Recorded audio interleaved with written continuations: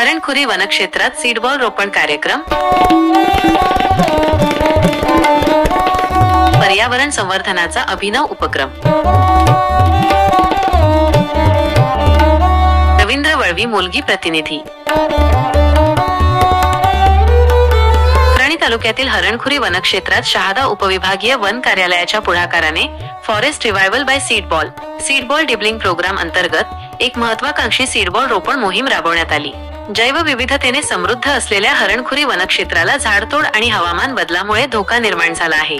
या पार्श्वभूमीवर नैसर्गिक वृक्ष निर्मितीसाठी सीडबॉल तंत्राचा वापर करण्यात आला, ज्यात स्थानिक झाडांच्या बिया, शेण, माती आणि सेंद्रिय खताच्या गोळ्यात टाकून जमिनीत पेरल्या जातात। या उपक्रमात साग, मोह, बाभूळ, करंज, सीताफळ, अंजन, हिरडा, बेहडा, बावा यांसारख्या स्थानिक प्रजातींच्या 20,000हून अधिक सीडबॉल्सची पेरणी करण्यात आली।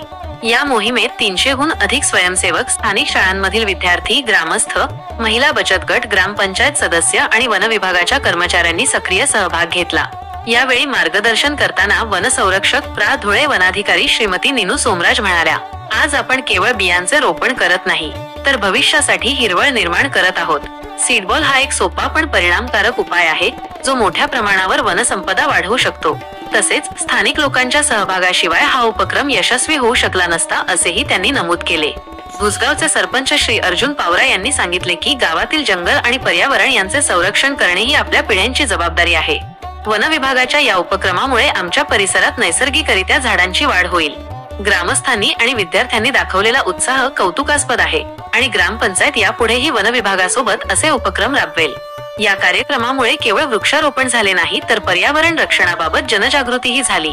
हरणखुरी वनक्षेत्रात लवकरच नवजीवन फुलेल आणि ते जैवविविधतेचे आकर्षण बनेल, अशी आशा व्यक्त केली जात आहे।